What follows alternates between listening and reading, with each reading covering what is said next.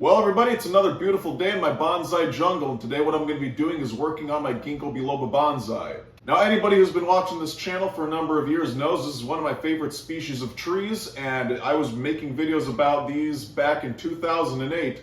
So today I thought, in the spirit of my YouTube channel circa 2008, what I would do is I would record a video just like this about Ginkgo biloba bonsai in my parents' garage.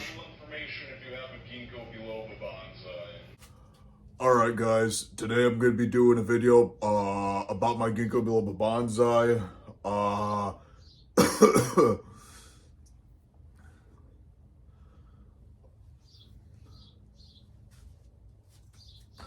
Alright guys, today I'm in my parents' garage and I'm going to be doing a video about my Ginkgo biloba bonsai. As you can see here, we've got some branches on it that are a little bit too big. If you have a bonsai, of course, we want to keep these small, so if it's too big, it can't be small. So what I'm going to do is get some of my dad's hardware tools and cut off the branches today. So today I'm going to be working on this Jade butterflies variety of Ginkgo biloba. Now this variety, it stays a little bit smaller, it almost grows like a bush instead of a tree. And what I noticed, it has a lot of good ramification developing on these branches, and it keeps the branches kind of lower to the trunk. So we can style this, or at least I'm going to attempt to style this in more of like a typical conifer shape instead of what people usually do with ginkgos, where they let it grow in that flame broom type of shape, just kind of letting the branches grow where they are and then developing, almost like a teardrop. So we're going to see how that works out. And basically what I'm going to be doing today is chopping back all this top growth to balance out energy on the tree. Now what does that mean? Well, basically I want the branches on top here to stay a little bit smaller than the branches on the bottom of the tree, because in nature, the thickest branches are towards the ground, and then all the smaller branches are towards the apex of the ginkgo, or of any tree for that matter.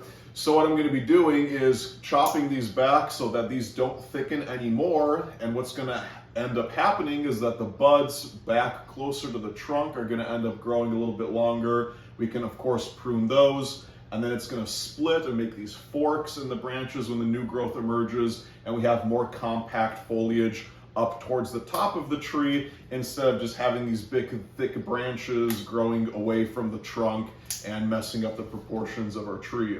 I'm not really paying attention too much to where I pruned this back. I'm kind of just eyeballing it.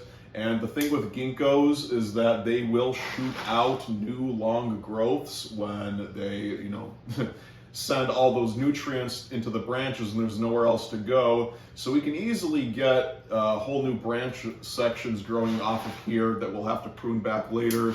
So there really isn't a need to be stingy in this type of scenario. I'm going to actually prune, some of these. I kind of want to do it completely off, like that one's a little bit too thick. With ginkgos, they don't bud back super easily on old wood, so I want to be a little bit careful with how much I take off. But still, like I said, I want to maintain this tree in kind of a more triangular shape. So on a number of these branches, I actually imagine I'm going to be cutting off quite a bit. So now you can kind of see the basic shape forming. This is kind of, I guess, the top apex branch. Well, actually not really. Maybe I need to adjust my prescription. This is the top apex branch here, and then we have this branch kind of crossing over, so that's not something we want to have, because crisscrossing branches in bonsai is a big no-no that just doesn't look aesthetically pleasing, you know what I mean, man? So what I'm going to do is I'm going to wire this into place, probably not today, but later on, and I'm going to have to do it soon because ginkgo wood tends to be a little bit brittle, so definitely the younger and thinner the branch, the better it is to wire into place. Now, as I look towards the other sections of this tree, there's really not a whole lot of work to do. I can maybe take this branch back a little bit to here. This bottom branch should extend a little bit out a little more towards here. When we look at this tree as well, we see that this branch over here has a lot of growth on it. You can see, I mean, it's getting pretty thick up there. So what I'm gonna do is prune this back and maybe prune it all the way back to here. Let me zoom in and give you a close-up shot. So here's the branch I'm working on. As you can see, it's kind of a mess. You have all the branches kind of growing this way. This piece is a little bit too thick for my liking. So what I'm gonna do is I'm gonna chop it back. I mean, we can chop it back to this branch here. First, I'm gonna take it to that node and see maybe, if we keep that, does it look relatively decent? And I don't know. What I can maybe do is chop it back all the way to here, and then just leave that to grow a new side branch here, so we kind of get rid of that thick volume that's kind of an eyesore. And I think that's actually gonna be the best option, so without any second thought, I'm just gonna chop that off. This one, crisscrossing a little bit.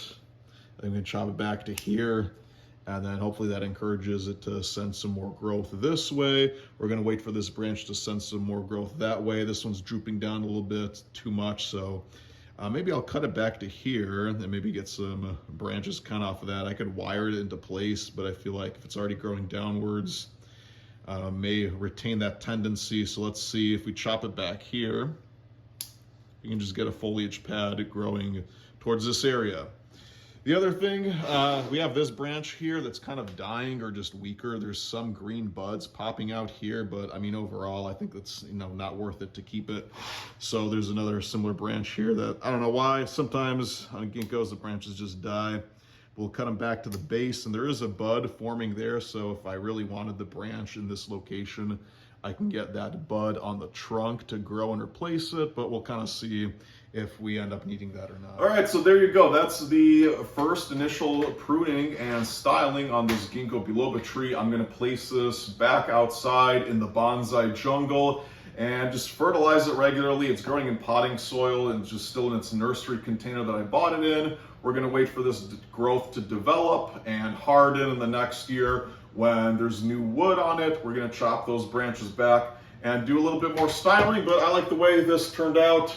I don't know, what do you think? Leave your comments below if you grow Ginkgo biloba bonsai, what kind of techniques you're using on yours. And as always, good luck with your plants. See you in the next one.